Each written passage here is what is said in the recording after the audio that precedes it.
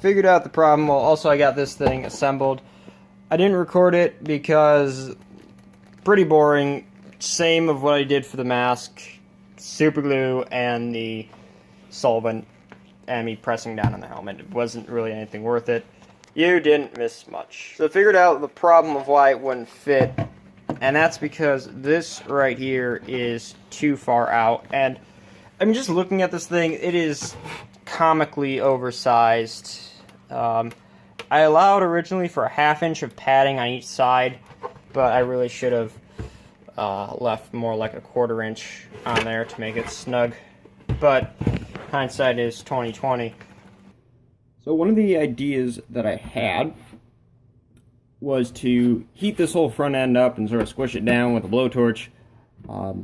But rather than mess around with doing that, what I'm going to do is I'm just going to take this portion, I'm going to cut it straight, just cut, I'm just going to lop this whole front portion off from here up, like around, then down to, well, down to around here.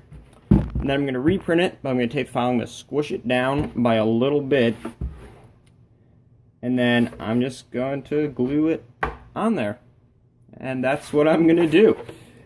And in theory, it should work just fine. And I mean, this thing already isn't working.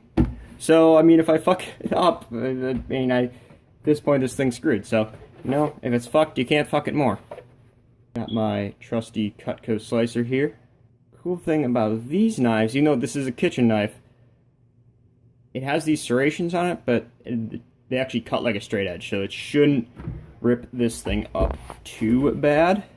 So I'm going to kind of mostly just eyeball it, and I'll score it up around there.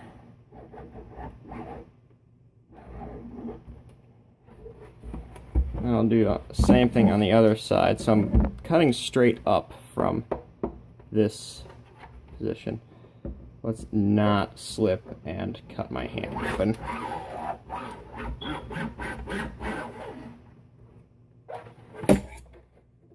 Even though I'm sure you guys would probably find that utterly hilarious, I'm going to try to avoid doing that. It's very important that I just cut straight down.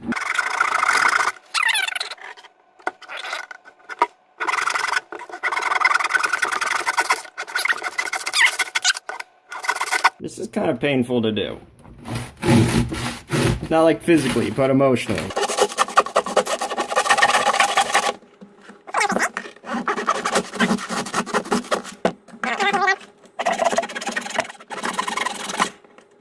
It just occurred to me I have a Dremel tool for a reason.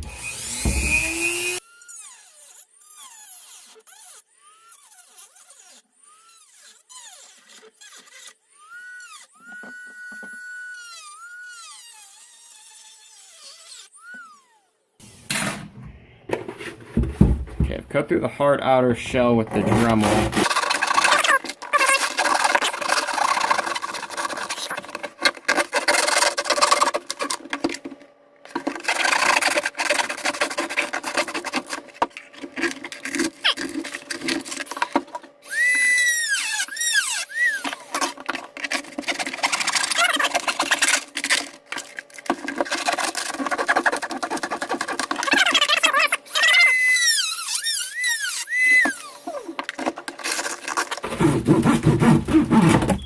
Hey! I do have a 3D pen, so I can probably... I can fix this. Don't worry. Trust me, I'm an engineer.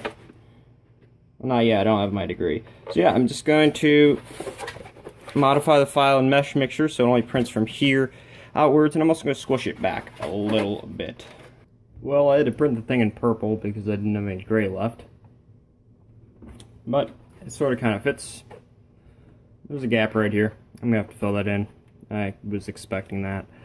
So really the only contact points are right here and then right down here on this side. And I do have the tape on there. That was just to make sure that everything was fitting together.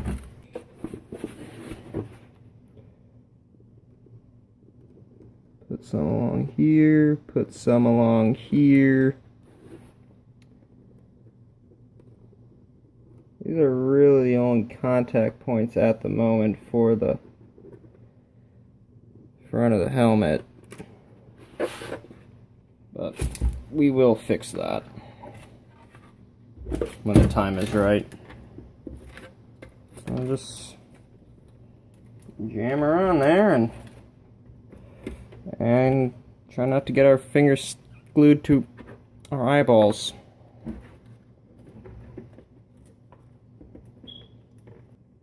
Ow, ow, ow.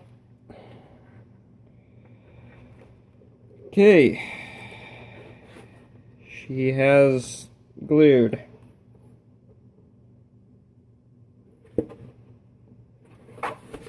Not extremely well, I might add.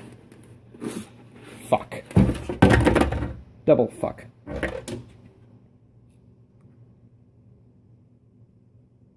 I do not see this ending well in any way, honestly, at this point.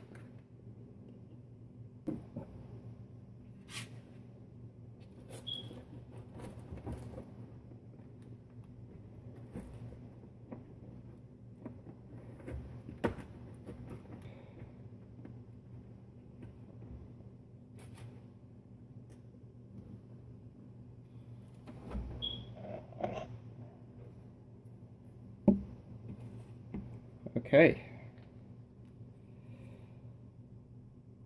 And my hands are absolutely covered in super glue.